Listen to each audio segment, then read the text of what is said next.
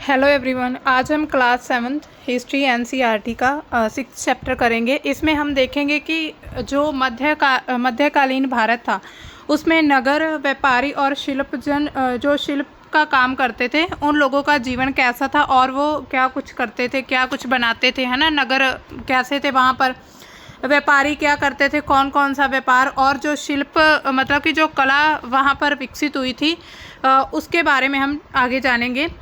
तो एक आप देखिए, अगर कोई यात्रा है ना, कोई यात्री आता है किसी नगर की यात्रा करने के लिए, तो उसके बारे में वो क्या कुछ सोचेगा। वहाँ की जो कलाकृति, नगर, व्यापारी, उन सभी को देखकर या उनके कार्यों को देखकर उसके मन में एक ऐसी छवि बन जाती है कि ये देश या फिर नगर या क्षेत्र इस तरह का कुछ है।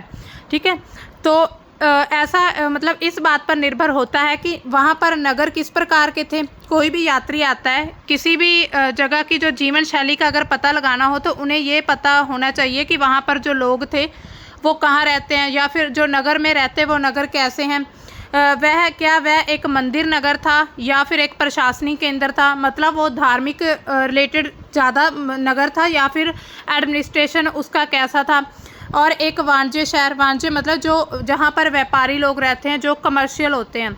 एक पतन नगर अथवा किसी अन्य प्रकार का शहर या कोई भी और। ठीक है, कई नगर तो एक साथ अनेक प्रकार के थे। मतलब कुछ नगर ऐसे थे जैसे कि इतिहास में हम देखते हैं, कुछ नगर ऐसे थे जिसमें सिर्फ व्यापार होता था, कुछ नगर ऐसे थे जहाँ पर सिर्फ एडमिनिस्ट्रेशन चलता था, कुछ नगर ऐसे भी थे जहाँ पर जिसको धार्मिक नज़रिए से देखा जाता था, वहाँ पर सिर्फ मंदिर होते थे। तो इसी तरह से कुछ ऐसा भी नगर देखे गए हैं जो सभी प्रकार का काम होता था, जिसमें जैसे कि प्रशासनिक नगर, वहाँ पर प्रशासन भी चलता था, राजा महाराजा का शासन होता था। मंदिर नगर भी होते थे, साथ साथ वहाँ पर व्यापारी लोग रहते थे। और जो शिल्प उत्पादन के केंद्र है, कलाकृति वहाँ की वो भी काफ़ी मशहूर थी। तो यहाँ पर मैप में दिखाया गया है कि मध्य और दक्षिण भारत में जो व्यापार और शिल्प के जो उत्पादन केंद्र हैं, मुख्य तौर पर जो व्यापार करने के लिए, थोड़ा ब्लर है लेकिन मैं बोलकर बता देती हूँ। यहाँ पर आप देख सकते हैं मध्य और दक्षिण भारत में ये व्यापार और जो आर्किटेक्चर है, वहाँ के जो महत्वपूर्ण नगर थे, प्रमुख जो केंद्र हुआ करते थे, जिसमें सूरत प्रमुख था, हम्पी और मसूलीपट्टम।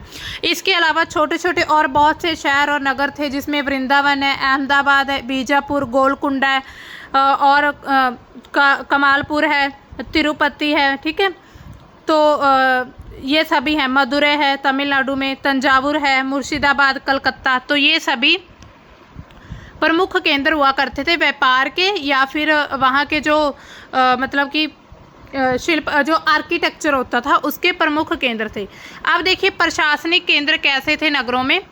हमने चोल वंश के बारे में पढ़ा था, और अब आगे हम देखते हैं कि घोड़े पर सवार होकर चोल राजाओं की राजधानी तंजावुर, जैसा कि 1000 वर्ष पहले थी। 1000 वर्ष पर हम पहले की बात करेंगे। इसमें वर्षों में 12 महीने बहने वाली कावेरी नदी इस सुंदर नगर के पास बहती थी। मतलब जो तंजावुर राजधानी थी, जो चोलों की तंजावुर राजधानी, हमने पहले चैप्टर में पढ़ा था, मतलब पहले जो इससे कर चुके हैं उसमें तंजावुर क्या थी, चोलों की राजधानी थी, चोल राजवंश की, और वो कावेरी नदी के तट पर था। राजा राज चोल द्वारा ये वहाँ पर एक मंदिर बनवाया गया था, राज राजेश्वर। जब हमने देखा था कि जो राजा होते थे वो अपने नाम जो वहाँ के भगवान थे उनके नाम से बिल्कुल सेम रखते थे कि हमें भगवान की जगह मिले, मतलब हम उनका एक वो कहते हैं ना, जो एक रूप दिखाना चाहते थे कि हम भगवान का एक रूप हैं, उनके भेजे हुए मसीहा हैं। तो इसी तरह से राजा के नाम और जो हम देखते हैं देवी देवताओं के नाम बिल्कुल सेम मिलते जुलते हैं। तो उन्होंने एक मंदिर बनवाया था, राज राजेश्वर मंदिर। उनकी घंटियां बजती हुई सुनाई देती हैं। लोग नगर के वास्तुकार जो थे कुंजर मलन, राज पेरुतच्छन की वास्तुकला की प्रशंसा करते हुए नहीं थकते। जो लोग वहाँ के नगर के थे, तो ये एक प्रसिद्ध जो वास्तुकार हैं, ये उनका नाम है कुंजर मलन राज पेरुथच्चन। तो इनकी वास्तुकला बहुत फेमस थी, मतलब हाई लेवल की, बहुत अच्छी तरह से करते थे। वास्तुकार का नाम इसलिए पता है क्योंकि उसने गर्व से अपने नाम को मंदिर की दीवार पर लिखवाया था। हमने ये भी देखा था कि अभिलेख मिलते हैं वहाँ पर, हमें शासकों के, जो कुछ लोगों के ऐसे नाम देखने को मिलते हैं जिनके द्वारा कुछ कलाकृति की जाती थी या फिर कुछ अनुदान दिया जाता था। कुछ भी मंदिर के विकास कार्य में धार्मिक अनुष्ठान, जो भी धार्मिक कार्य किए जाते थे उनको मतलब लोगों तक पहुंचाने के लिए वो अपना नाम लिखवाते थे। तो ये जो वास्तुकार थे कुंजर मल्ल राजराज पेरुथच्चन, तो इन्होंने भी अपना जो नाम था मंदिर की दीवार पर लिखवा दिया था, मतलब बड़े गर्व के साथ लिखवाया था। मंदिर के अंदर एक विशाल शिवलिंग स्थापित किया गया था जो राजा राजेश्वर मंदिर है। इस मंदिर के अलावा और भी काफ़ी राजमहल थे जिसमें मंडप बनाए गए थे। मंडप हमने देखा था, मंदिर ऐसे होते थे जैसे यहाँ पर मुख्य एक मंडप होता था, यहाँ पर गर्भगृह, जहाँ पर भगवान की जब देवी देवता की मूर्ति या पूजा की जाती उसको गर्भगृह कहा जाता था। राजा लोग इन मंडपों में अपना दरबार भी लगाते थे। यहीं से अपने अधीन सतों के लिए आदेश, मतलब उनके जो नीचे के लोग थे, जो उनके अधिकारी थे, उनके लिए आदेश भी यहीं से जो जारी करते थे। नगरों में फिर सैन्य कैंप भी लगाए गए थे, जो सेना के लिए कैंप होते हैं वो भी लगते थे। नगर उन बाज़ारों की हलचल से भरा हुआ था जहाँ पर अनाज, मसाले, कपड़े, आभूषण, इन सभी चीज़ों की जो खरीद बेच हो रही थी।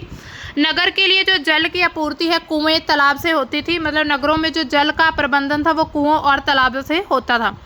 तंजावुर और उसके जो नज़दीक नगर होते थे जैसे कि उदयपुर, सालिया बुनकर मंदिर के उत्सव के लिए झंडे झंडियाँ बनाने का कपड़ा, राजा और अभिजात वर्ग के लिए बढ़िया सूती वस्त्र, जन साधारण के लिए मोटा सूती वस्त्र तैयार कर रहे थे।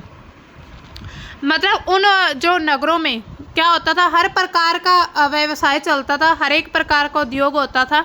मंदिरों के उत्सव के लिए जो झंडे झंडियाँ बनाते थे वो भी बनाने का काम चलता था। साधारण लोगों के लिए जो मोटा सूती कपड़ा तैयार होता था, और जो बड़े अभिजात वर्ग होते हैं जैसे राजा, शासक, जमींदार, सामंत वगैरह, इनके लिए जो बढ़िया सूती वस्त्र थे उनके ये बनाया जाता था। कुछ दूरी पर जो स्वामी मलाई में स्थित मूर्तिकार उत्तम कांस्य मूर्तियां बनाता था जो कि लंबे सुंदर घंटा धातु के दीप बना रहे थे। तो ये सभी मतलब नगरों में ये इतने सारे काम होते थे। अब हम बात करते हैं मंदिर नगर और तीर्थ केंद्र कैसे थे, मतलब मंदिर नगर जो है वो कैसे थे। मंदिर नगर क्या है? तंजावुर भी एक मंदिर नगर का उदाहरण है। जिस नगर में मंदिर होगा उसको मंदिर नगर कहा जाएगा। मंदिर नगर जो है नगरीकरण का एक महत्वपूर्ण प्रतिरूप है। नगरीकरण नगरों के विकास की एक प्रक्रिया है। नगरीकरण मतलब नगरों का विकास करना, नगरों में हर प्रकार का काम करना, तो उसको कहा जाएगा नगरीकरण। मंदिर अक्सर समाज और अर्थव्यवस्था दोनों के लिए इम्पोर्टेंट होते थे क्योंकि लोगों का जो धार्मिक विश्वास था वो बहुत ज़्यादा होता था। तो इसी वजह से मंदिरों को लेकर वो बहुत ज़्यादा संवेदनशील होते थे, मतलब सॉफ्ट कॉर्नर रखते थे, या फिर मंदिर उनके लिए बहुत ही ज़्यादा इम्पोर्टेंट थे। अपना जो भी कीमती सामान था सभी मंदिरों में रखते थे क्योंकि उन्हें विश्वास होता था कि मंदिर में कुछ नहीं, मतलब कोई चोरी वगैरह या कुछ लूटपाट नहीं होने वाली। लेकिन जब हम बाद में देखते हैं जो अफ़गान के शासक आते हैं महमूद गजनवी या और भी, जो क्या करते हैं मंदिरों पर पहले अटैक करते हैं क्योंकि मंदिरों में लोगों का जो आस्था विश्वास थी वो सबसे ज़्यादा थी। शासक जो होते थे विभिन्न देवी देवताओं के प्रति अपना भक्ति भाव दर्शाते थे, मतलब मंदिर उसके लिए ही मंदिर बनवाया करते थे और लोगों का समर्थन पाना चाहते थे। मंदिरों को फिर वो ज़मीन दिया करते थे जिस पर मंदिर बनता था, अनुदान देते थे, कुछ सिक्के मोहरे वगैरह जो उन्हें ग्रांट टाइप दिया जाता था, जिनकी आमदनी से धार्मिक अनुष्ठान विधि विधान से संपन्न किए जाते थे। तीर्थ यात्री फिर यहाँ पर आते थे, पुरोहित पंडितों को भोजन कराया जाता था, मतलब बहुत आहो भक्त की जाती थी। कोई भी आता था इस नगरों में, इनमें जब कोई महत्वपूर्ण कोई मतलब उत्सव होता था, पर्व उत्सव मनाए जाते थे मंदिरों में। मंदिर के जो दर्शनार्थी भी हैं वो भी दान दक्षिणा किया करते थे। तो ये था मंदिरों के बारे में, मंदिर नगर। अब यहाँ पर आप देख सकते हैं ये एक मूर्ति है, मतलब प्रतिमा दिखाई गई है, कांसे की मूर्ति, और इस मूर्ति में कृष्ण को नाग राक्षस कालिया को काबू करते दिखाया गया। आप पहले मूर्ति देखिए फिर इसके बारे में हम डिटेल में देखते हैं। ये देखिए ये नाग राक्षस है, इसको ये कृष्ण जो है इनकी मूर्ति बनाएगी कि ये इनको कंट्रोल कर रहे हैं, मतलब अपने जो वश में कर रहे हैं एक प्रकार से, ठीक है। तो ये मूर्ति आप देख सकते हैं उस समय ऐसी मूर्तियाँ बनाई जाती थी जिसमें जो है मतलब कि भगवान का जो रोल है एक तरह से ना, देवी देवता उनके मन में जो छवि बनी होती थी कि देवी देवता क्या कुछ कर सकते हैं या उनकी कितनी शक्ति होती थी, तो उससे रिलेटेड ही मूर्तियां चित्रकारी की जाती थी। कांसा, घंटा धातु और लुप्त मोम एक तकनीक थी। कांसा क्या एक मिश्रित धातु होती है जो कि तांबे और टिन को मिलाकर बनती है। घंटा धातु में रांगे का अनुपात, रांगा मतलब कि टिन, रांगे को टिन भी कहा जाता है। जो घंटा धातु होता है उसमें टिन का अनुपात किसी भी अन्य किस्म के कांसे से ज़्यादा होता था। जो घंटा धातु होती है उसमें टिन ज़्यादा था। ये घंटे जैसी ध्वनि उत्पन्न करते थे, मतलब जब बेल या घंटी होती है तो आपने आवाज़ सुनी होगी, टन करके आवाज़ आती है ना, टन टन, तो ऐसे मतलब कि जो आवाज़ आती थी है ना, वैसी ध्वनि उत्पन्न होती थी घंटा धातु से। चोलकालीन कांस्य मूर्तियाँ जो कि लुप्त मोम तकनीक से बनाई जाती थी, ये एक टेक्निक थी मूर्तियाँ बनाने की। इसके अंतर्गत क्या होता था, सबसे पहले एक मोम की प्रतिमा बनती थी, जिसे जो होता है ना वैक्स क्रेयॉन कलर, मोम के कलर जो होते हैं मोम, उसकी पहले एक प्रतिमा बनाई जाती थी। इसे फिर चिकनी मिट्टी से पूरी तरह लीपकर सूखने के लिए छोड़ दिया जाता था। जब वो सूख जाती फिर उसे गर्म किया जाता और उसके मिट्टी के आवरण में एक छोटा सा छेद करके उस छेद के रास्ते सारा पिघला हुआ मोम बाहर निकल जाता था। मतलब टेक्निक ऐसी थी कि पहले उसे मोम की एक मूर्ति बनी, फिर उस पर अच्छे तरह से चिकनी मिट्टी का लेप चढ़ाया उस मूर्ति के ऊपर, फिर उसको आग में इतना गर्म किया और एक छेक कर दिया मूर्ति में। जो अंदर वाला मोम था वो गर्म मतलब आग से पिघल जाता है तो छेक के ज़रिए बाहर आ जाता था, और फिर जो बच जाती थी धातु, मतलब जो खाली हो जाता था उसमें फिर धातु भर देते थे। जब वह धातु ठंडी होकर ठोस हो जाती तो चिकनी मिट्टी को फिर ऊपर मतलब ध्यान से बिल्कुल केयरफुली ऊपर से हटा दिया जाता था। उसमें से निकली प्रतिमा को फिर साफ करके चमका देते थे। तो इसको लुप्त मोम टेक्निक कहेंगे। तो ये मूर्ति भी इसी टेक्निक से बनाई गई है। आप देख सकते हैं ये कितनी सुंदर, मतलब कितनी बारीकी से मूर्तियां बनाई जाती थी। उस समय भी लोग काफ़ी अच्छी कलाकृति कर लेते थे। जो अब देखिए मंदिरों के जो कर्ता धर्ता होते थे, मतलब देख राख करने वाले जो पंडित पुजारी होते हैं ना, और धन के मंदिर का जो धन था उसको व्यापार और शाहूकारी में लगाते थे। समय के साथ बड़ी संख्या में जो पुरोहित, पुजारी, कामगार, शिल्पी, व्यापारी, मंदिर आदि मंदिर तथा उनके दर्शनार्थियों और तीर्थयात्रियों की ज़रूरतों को पूरा करने के लिए मंदिरों के आसपास बसते गए। मतलब मंदिर में ज़रूरत किस किस चीज़ की होती है, आप खुद सोचिए। पुरोहित की ज़रूरत होती है, पुजारी की ज़रूरत होती है क्योंकि वहाँ पर पूजा करनी होती है। कामगार, जो लोग मंदिर में काम वगैरह करते थे, साफ़ सफाई जो कुछ, और शिल्पी, जो मंदिर में जो मूर्तियाँ रखी जाती थी उनको बनाने वाले। व्यापारी, जो मंदिर के जैसे कि व्यापारी वो लोग हो सकते हैं जो व्यापार करते थे मंदिर में, जैसे मूर्तियों का व्यापार हो गया या फिर फूलों का व्यापार, जो मंदिर में ज़रूरत की चीज़ें हैं उनको लेकर। तो ये सभी मंदिरों के नज़दीक बस गए क्योंकि उनका काम अच्छा चलने लगा था। इसी तरह फिर मंदिर जो नगर थे उनका विकास होने लगा। धीरे धीरे मंदिर के आसपास पूरी तरह से नगर विकसित होने लगे। इसी रीति से फिर मंदिरों के चारों ओर अनेक नगर बनने शुरू हो गए। मध्य प्रदेश में भीलस्वामीन यानी कि भीलसा या विदिशा, गुजरात में सोमनाथ मंदिर, कुछ और महत्वपूर्ण मंदिर भी हैं। तमिलनाडु में कांचीपुरम, मदुरै और आंध्र प्रदेश में तिरुपति। तो ये इम्पोर्टेंट मंदिर हैं, मतलब इनकी वास्तुकला भी काफ़ी इम्पोर्टेंट है। जब आर्ट एंड कल्चर जब हम करेंगे तो उसमें बहुत इम्पोर्टेंट ये मंदिर आते हैं। इसके बाद धीरे धीरे तीर्थ स्थल भी ये बनने लगे और नगरों के रूप में विकसित हो गए। वृंदावन और तिरुवनमलाई जो है ऐसे नगरों के दो उदाहरण हैं जो कि एक तीर्थ स्थल बन चुके थे। अजमेर जो राजस्थान में है, 12वीं शताब्दी में चौहान राजाओं की राजधानी था और फिर आगे चल के मुगल के शासन में वह सूबा मुख्यालय बन गया था। यह नगर धार्मिक सह अस्तित्व का एक उदाहरण है, मतलब धार्मिक यहाँ पर कार्य होते थे, इनके उदाहरण है। सुप्रसिद्ध सूफी संत ख्वाजा मोहिउद्दीन चिश्ती यहाँ 12वीं शताब्दी में बसे थे और उनके जो श्रद्धालु दर्शनार्थी जो होते हैं उनको फॉलो करने वाले सभी पंथों मतों के हुआ करते थे, इनको फॉलो करते थे। अजमेर के पास ही पुष्कर में सरोवर है जहाँ पर प्राचीन काल से तीर्थयात्री आते रहे हैं। मतलब धीरे धीरे जब ये नगर विकसित हुए, मंदिर का विकास हुआ तो ये तीर्थ स्थल भी बनने शुरू हो गए थे। अब देखिए छोटे नगरों का संजाल, मतलब छोटे नगर कैसे थे। 8वीं सदी तक उपमहाद्वीप में अनेक छोटे छोटे नगरों का विकास हुआ। उनका जो प्रादुर्भाव बड़े बड़े गांव से हुआ था। उनमें आमतौर पर मंडपिका, जिसे मंडी कहा जाता था, ऐसे ही मंडियां होती थी जहां पर आसपास के गांवों वाले लोग अपनी उपज बेचते हैं। आज भी हम जब बात करते हैं मंडी की, इट मीन्स कि वहां पर जो अपनी फसल बेचने किसान जाते हैं या फिर कोई भी व्यापारी होते हैं वहां पर जाते हैं। तो उस समय भी मंडियाँ होती थी जहाँ पर अनाज बेचते थे, जो भी अपनी उपज होती थी।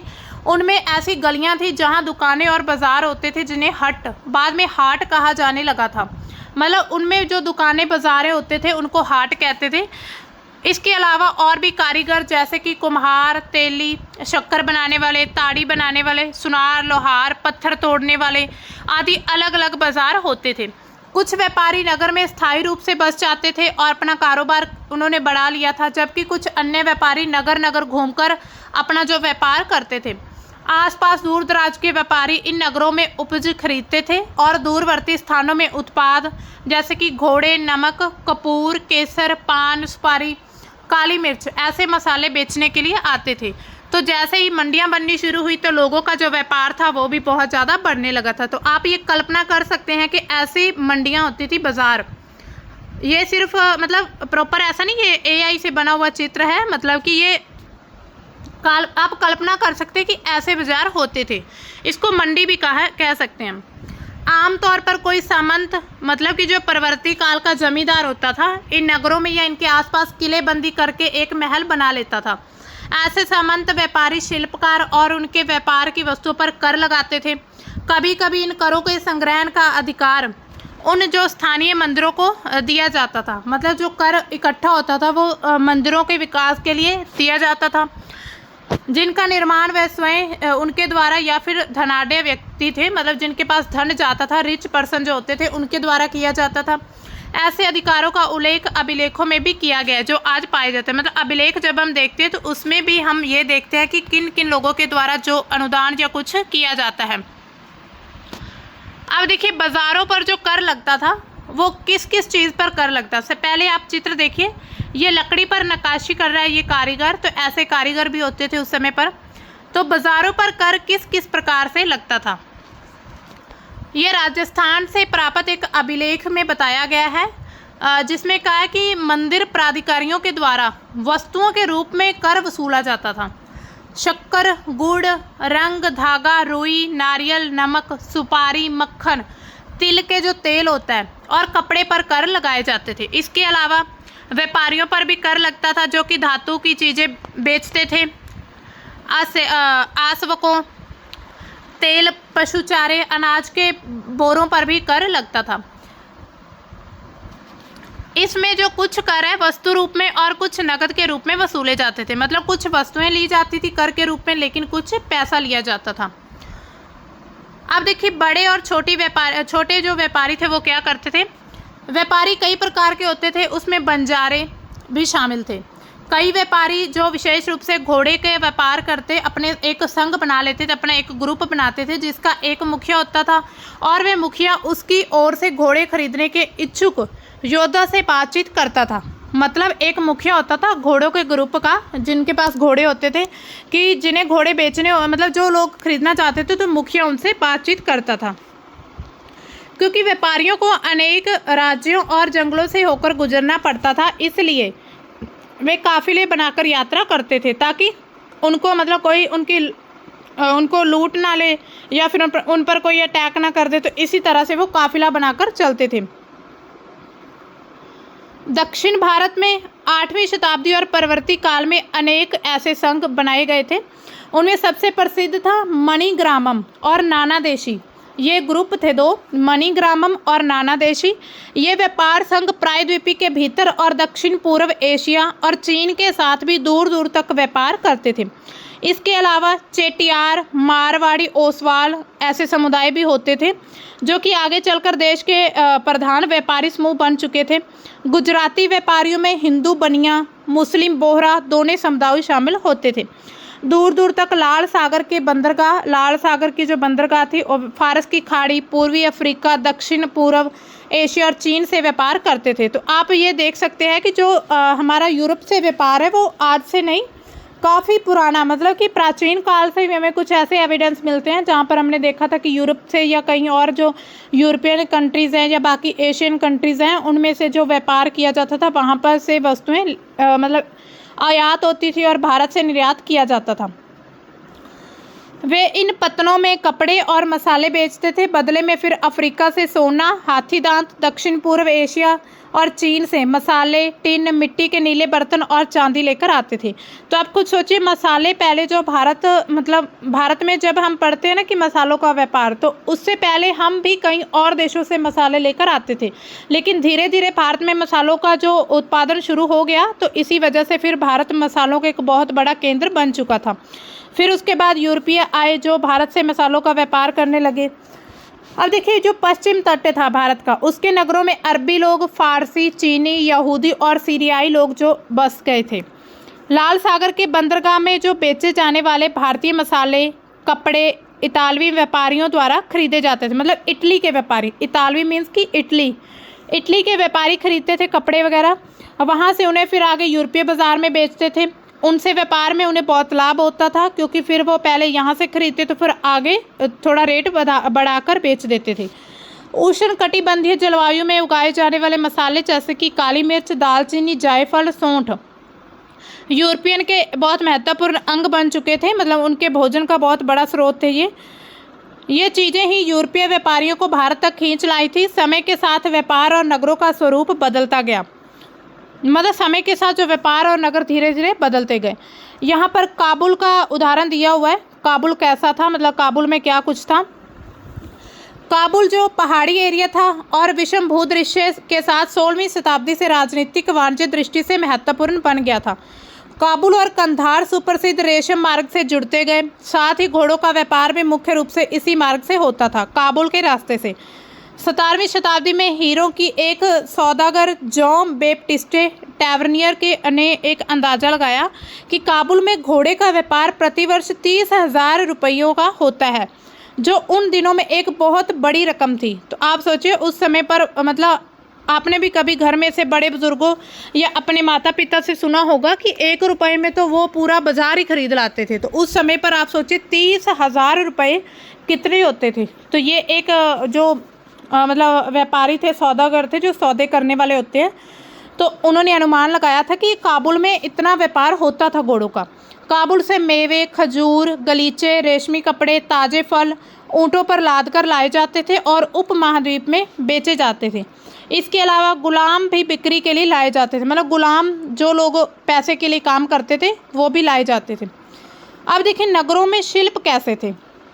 हमने नगर देखे पहले कैसे थे, फिर मंदिरों के बारे में पढ़ा, फिर व्यापारियों के बारे में। अब हम शिल्पियों के बारे में पढ़ेंगे।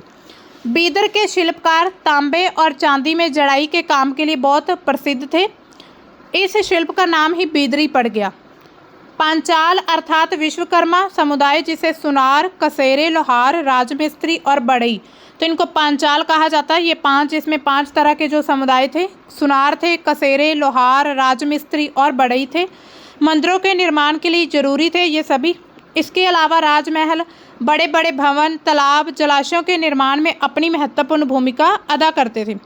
इसी प्रकार सालियार या जो कैकोलार जैसे बुनकर भी समृद्धशाली समुदाय बन गए थे और मंदिरों को भारी दान दक्षिणा दिया करते थे। जब पैसा आता गया लोगों के पास, फिर उनका विश्वास सबसे ज़्यादा मंदिरों में था, तो मंदिरों को दान करते थे वो खुद को बड़ा दिखाने के लिए।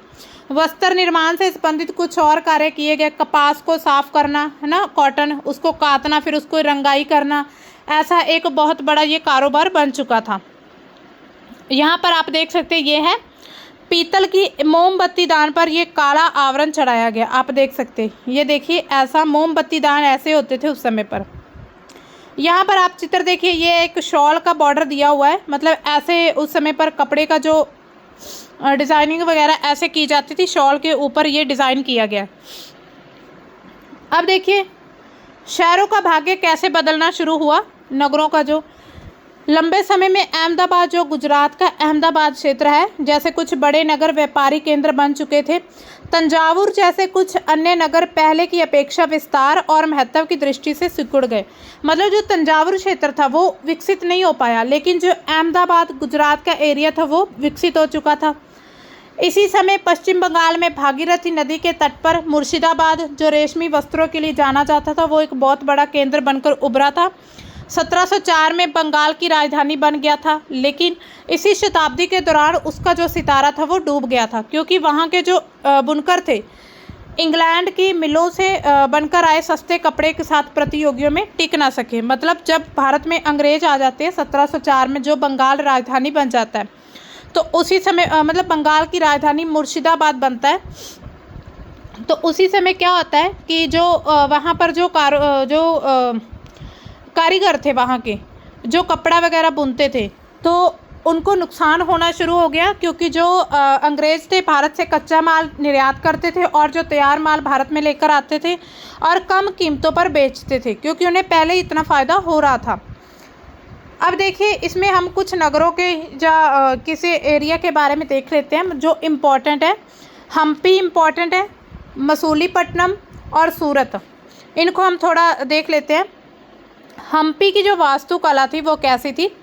हम्पी कृष्णा और तुंगभद्रा नदी के घाटी में स्थित है। यह नगर 1336 में स्थापित विजयनगर साम्राज्य का एक केंद्र था। हम्पी के शानदार खंडरों से ये पता चला कि उस शहर की जो किलेबंदी थी उच्च कोटि की थी, मतलब बहुत बड़े लेवल की किलेबंदी की गई थी।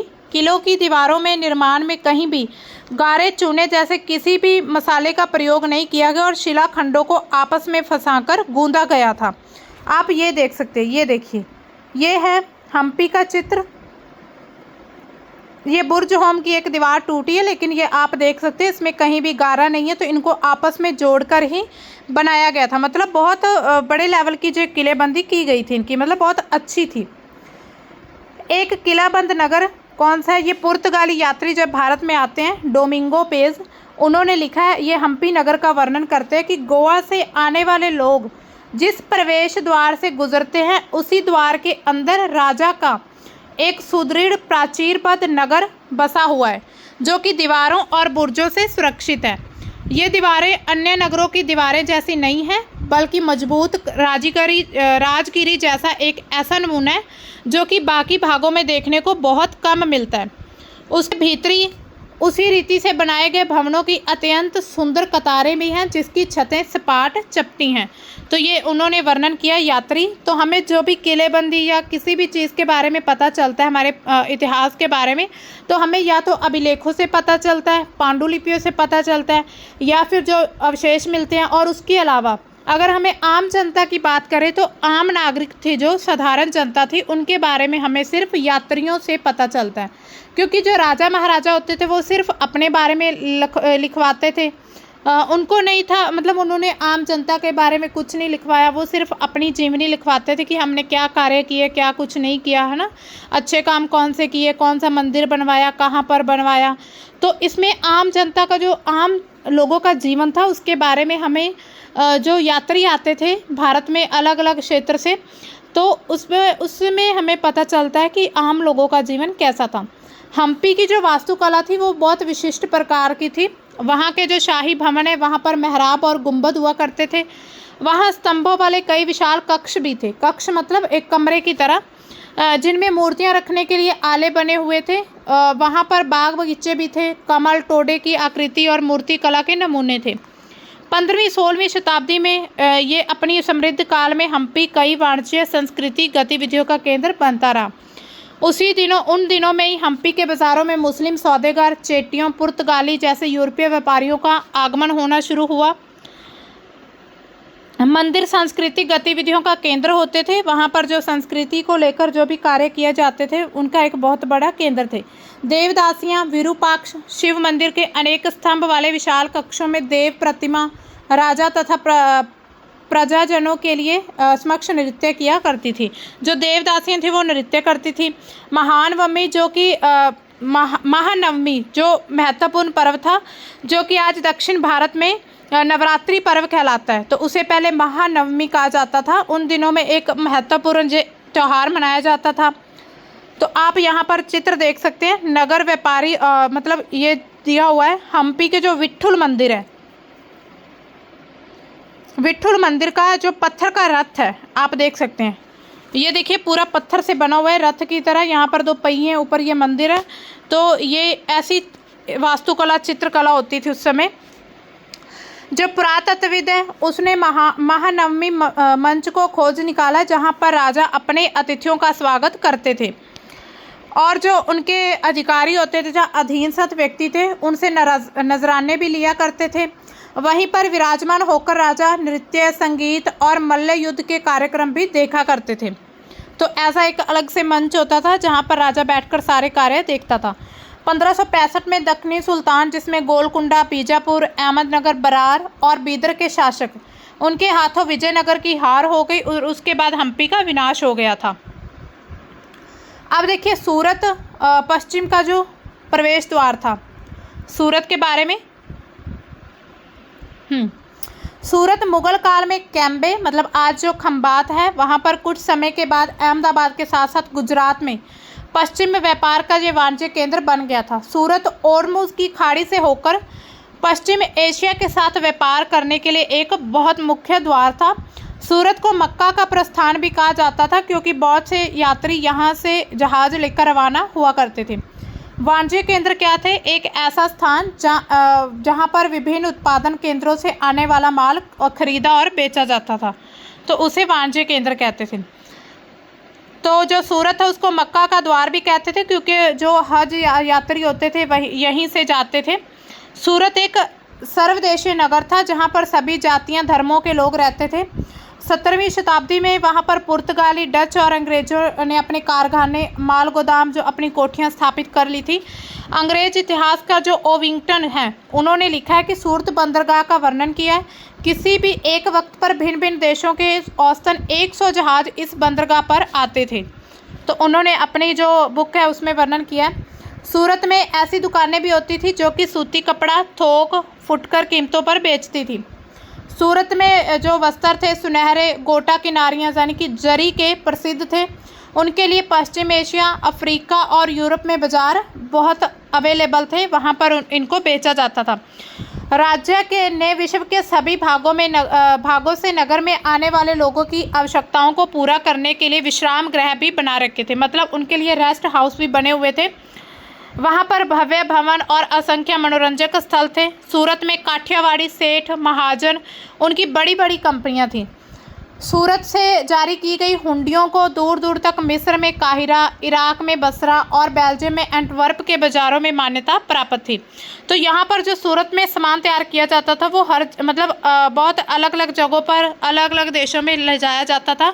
हुंडी क्या थी? हुंडी एक ऐसा दस्तावेज होता था, डॉक्यूमेंट, जिसमें एक व्यक्ति द्वारा जमा कराई गई रकम रहती थी और हुंडी को कई अन्यत्र प्रस्तुत करके जमा की गई राशि प्राप्त की जा सकती थी।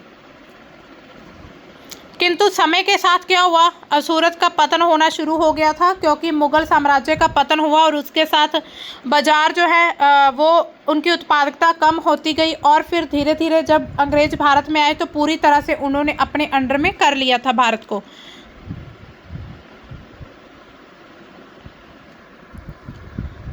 तो अब देखिए पुर्तगाली द्वारा समुद्री मार्गों पर नियंत्रण हो चुका था। बम्बई के प्रतिस्पर्धा जहां पर 1666 में अंग्रेजी ईस्ट इंडिया कंपनी ने अपना मुख्यालय स्थापित किया था, आज सूरत का एक महत्वपूर्ण केंद्र है। अब देखिए उस समय जोखिम भरा दौर भी आता है। मसूलीपट्टनम के लिए चुनौती आती है, कुछ चैलेंजेस आते हैं। मसूलीपट्टनम, इसको ये मछलीपट्टनम भी कहा जाता है, ये कृष्णा नदी के डेल्टे पर स्थित था, अभी भी है। 17वीं शताब्दी में भिन्न भिन्न प्रकार की गतिविधियां यहाँ पर होती थी। हॉलैंड और इंग्लैंड दोनों देशों की जो ईस्ट इंडिया कंपनी है उन्होंने मसूलीपट्टनम में अपना कारखाना स्थापित किया था क्योंकि तब तक वह आंध्र तट का सबसे महत्वपूर्ण पतन बन गया था। मसूलीपट्टनम का किला हॉलैंड वासियों ने बनाया था। जो किले वहाँ पर बनाए गए थे वो हॉलैंड के लोगों के द्वारा बनाए गए थे। यहाँ पर आप देख सकते हैं मछुआरे का एक गरीब नगर, मछुआरे जहाँ पर रहते थे उनका वर्णन किया गया। ईस्ट इंडिया कंपनी ने एक गुमाश्ते विलियम मैथवर्ल्ड ने 1620 में इन शब्दों में मसूलीपट्टनम का वर्णन किया है कि गोलकुंडा का ये मुख्य पतन है। परम पूज्य ईस्ट इंडिया कंपनी अपना एजेंट रखती है यहाँ पर। ये एक छोटा नगर है पर घना बसा हुआ है, यहाँ पर आबादी ज़्यादा है। बिना किसी चारदीवारी के ख़राब तरीके से ये बना हुआ है, ना ही अच्छी जगह है इसमें इसके सभी जल स्रोत खारे पानी के हैं। पहले यह एक गरीब मछुआरा नगर था। आगे चलकर जहाज़ों के लिए लंगर डालने की एक सुविधा हो गई, मतलब जहाज़ यहीं पर सबसे ज़्यादा आते थे, जिसमें व्यापारी लोग रहते थे। और क्योंकि हमारे हॉलैंड के निवासी यहाँ पर आते जाते रहते थे, उनके लिए निवास की यह व्यवस्था करता था। जो मछलीपट्टनम था वो अंग्रेज़ों के लिए महत्वपूर्ण नगर था। गुमाश्ता क्या होता है? यूरोपीय ट्रेडिंग कंपनी की एक व्यापारिक गतिविधियों के अधिकारी को कहा जाता है गुमाश्ता। तो उन्होंने वर्णन किया है। गोलकुंडा के जो कुतुबशाही शासक है, उन्होंने कपड़े, मसाले और बाकी चीज़ों की बिक्री पर शाही एकाधिकार लागू कर दिया था, जिससे कि वहाँ का व्यापार पूरी तरह ईस्ट इंडिया कंपनी के हाथों में न चला जाए। तो विभिन्न व्यापारी समूह, जिसमें गोलकुंडा के जो कुलीन वर्ग थे, फारसी सौदागर, तेलुगु कोमटी चाटियार, यूरोपीय व्यापारियों ने नगर को घनी आबादी वाला समृद्धशाली बना दिया था। मतलब ये नगर को बहुत ही विकसित होता जा रहा था। इसमें आबादी ज़्यादा होती जा रही थी, काम ज़्यादा था, फिर जो कारखाने थे वहाँ पर रोज़गार मिल रहा था लोगों को।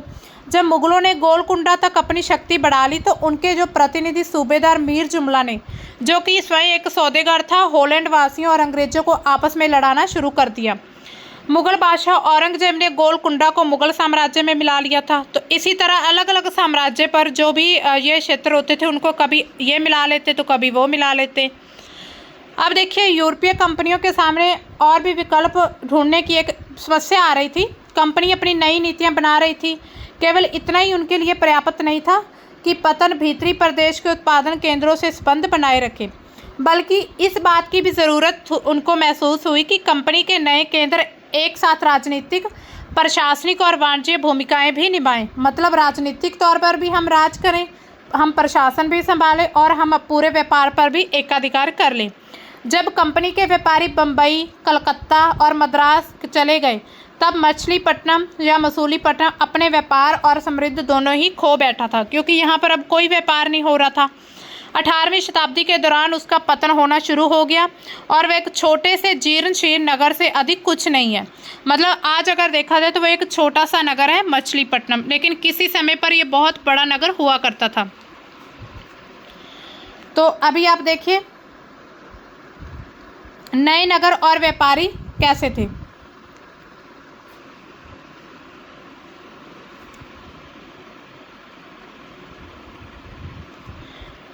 हाँ, नए नगर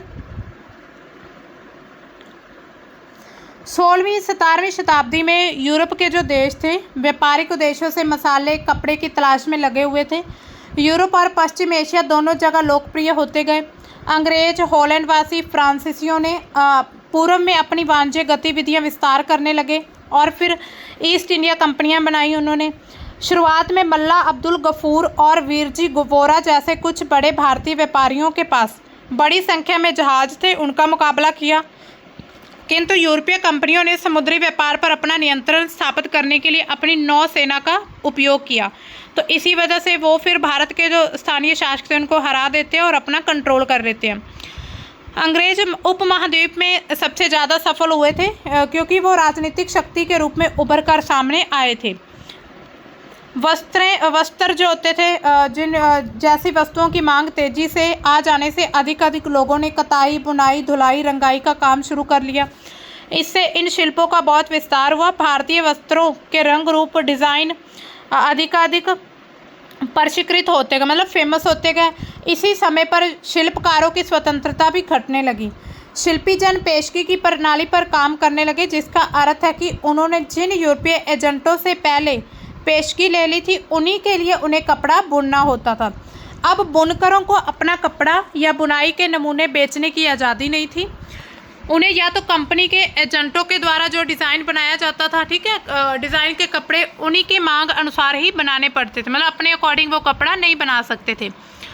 इसके बाद जो 18वीं शताब्दी आती है उसमें बम्बई, कलकत्ता, मद्रास जैसे नगरों का उदय होता है और बड़े बड़े व्यापार केंद्र उभर कर सामने आते हैं। बुनकर जैसे कारीगर, सौदागर यूरोपीय कंपनियों द्वारा इन नगरों में ब्लैक टाउन्स भी स्थापित हो गए थे।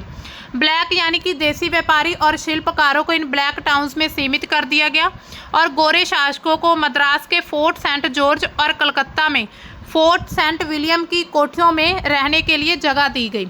18वीं शताब्दी में शिल्पकारों और वाणिज्य की कहानी जो है मतलब हम आगे देखेंगे और क्या होता है जब हम 8th क्लास की बुक करेंगे, उसमें हम पूरा अंग्रेज़ों का क्या रोल था या ब्रिटिश ईस्ट इंडिया कंपनी कैसे भारत में राज करके गई, ये हम आगे देखेंगे। शुरू में आप देख सकते हैं ये 19वीं शताब्दी में बम्बई की एक सड़क है, ये देखिए।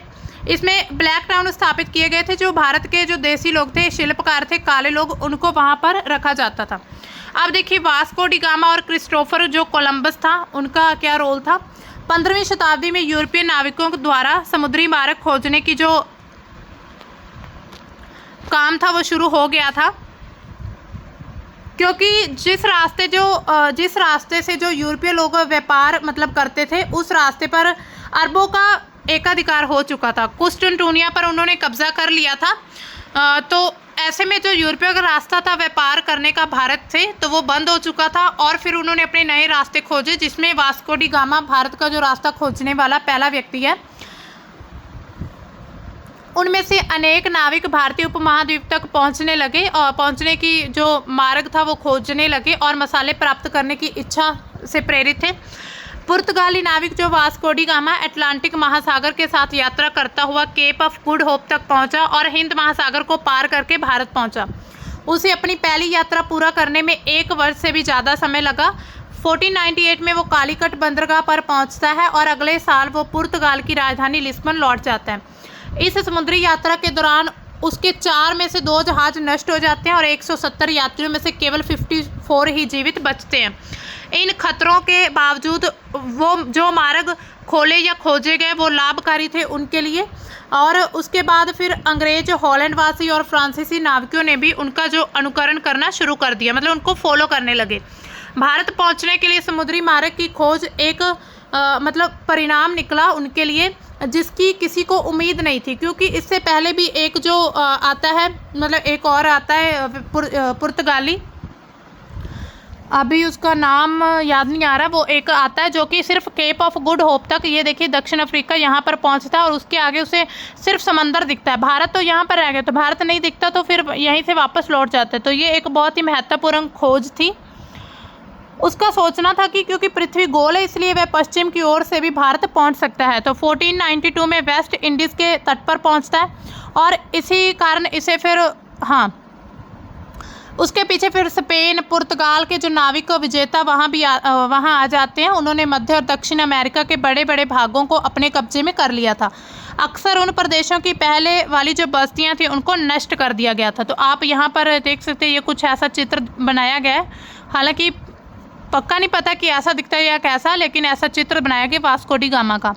तो जो पहला समुद्री मार्ग यूरोपियों के लिए खोजने वाला जो व्यक्ति था वो वास्को डी गामा था। तो इसमें महत्वपूर्ण वर्ड्स आप देख सकते हैं, मंदिर नगर, नगरीकरण, विश्वकर्मा, वाणिज्य केंद्र और ब्लैक टाउन। तो ये बहुत इंपॉर्टेंट है ब्लैक टाउन, क्योंकि जब अंग्रेज़ों का अपना एकाधिकार यहाँ पर होता चला गया भारत में, तो उन्होंने भारतीय लोगों के रहने के लिए अलग अलग जगह बनानी शुरू कर दी, जिसमें एक ब्लैक टाउन भी था।